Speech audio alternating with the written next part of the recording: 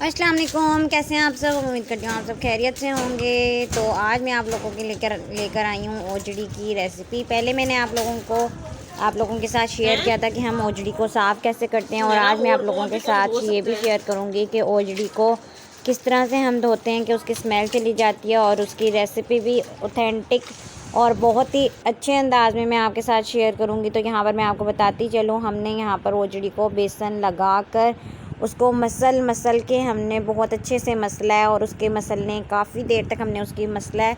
उसके बाद हमने इसे छन्नी में डालकर इसको अच्छे से धोएंगे और इसको साथ में ही मसलेंगे। इससे जो है ओजड़ी की जितनी भी स्मेल होती है वो दूर हो जाती है, और जो एक ओजड़ी की स्मेल होती है या ही कह लें आप, तो वो बिल्कुल भी नहीं आती, और ओजड़ी और ज़्यादा साफ़ सुथरी हो जाती है। तो ये था ओजड़ी को पहले साफ़ इसकी स्मेल दूर करने का तरीका। और यहाँ पर जी फिर मैंने ओजड़ी को रख दिया था पकने के लिए। तो मैंने इसमें सारे मसाले डाल दिए थे जो रूटीन वाइज हमारे मसाले होते हैं, नमक, मिर्च, पिसा हुआ धनिया, और हल्दी। ये रूटीन वाइज के मसाले सबको पता है कि हर हांडी में डलते हैं, और कितनी मिकदार में डलते हैं वो आप लोगों को अंदाज़ा है ही, क्योंकि सब लोग जो कुकिंग करते हैं उनको पता होता है कि कितना मसाला सालन के हिसाब से जाता है।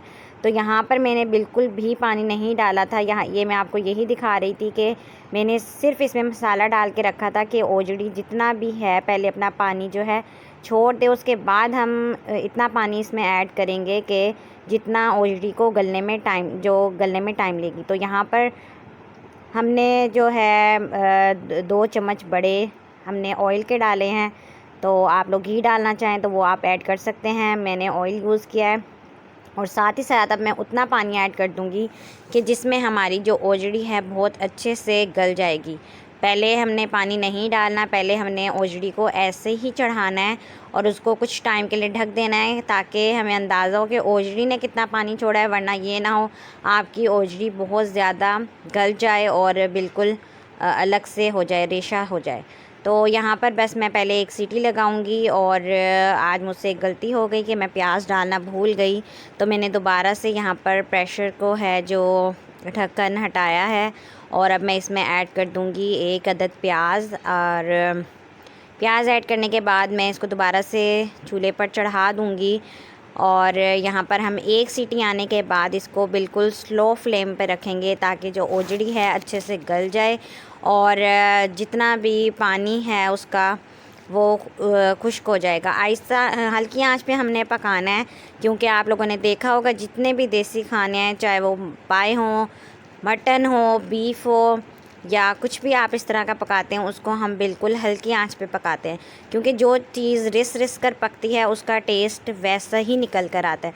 तो यहाँ पर जी अब मैंने प्रेशर खोल लिया था, और यहाँ आप देख सकते हैं कि कितना हद तक पानी जो है वो बिल्कुल सूख चुका है, और अब ओजड़ी भी हमारी बिल्कुल गल चुकी थी। इस पॉइंट पर मैंने प्रेशर खोला है कि मुझे अंदाज़ा था इसमें बस 1 गिलास के करीब पानी रह गया होगा। और अब हमने यहाँ पर करनी है लहसुन की भुनाई।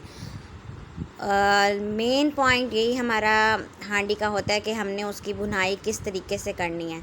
तो हम इसकी अच्छे से भुनाई करेंगे, इससे जो है बिल्कुल ओजड़ी की जो बची हुई थोड़ी बहुत भी स्मेल होगी तो वो बिल्कुल दूर हो जाएगी। और हमने इतनी भुनाई करनी है कि ये ना हो कि हम ओजड़ी की स्मेल दूर करें, लहसुन की उसमें से आती रहे। हमने इतनी ही भुनाई करनी है कि जितनी पहले ओजड़ी की जो बाकी की स्मेल है वो भी दूर हो जाए, और लहसुन की भी स्मेल बिल्कुल ख़त्म हो जाए। तो हमने बहुत ही अच्छे से इसकी भुनाई करते रहना है, और भुनाई करते करते देखेंगे इस पॉइंट पर आ गया सालन माशाल्लाह, ऑयल जो बिल्कुल सेपरेट हो चुका है, और कलर आप लोग चेक कर सकते हैं कितना अच्छा हमारा आया है ओजड़ी का।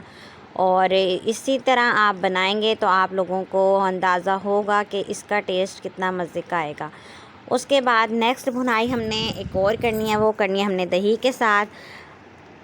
वही बात है कि सालन में मेन जो किरदार अदा करता है वो भुनाई का होता है। जितनी अच्छी भुनाई होगी उतना अच्छा सालन आपका यहाँ पर तैयार होता है। और साथ ही साथ हम इसमें ऐड कर देंगे 1 चम्मच बड़ा वाला देसी घी का, जिससे आपके सालन में खुशबू बहुत ही बेहतरीन आएगी।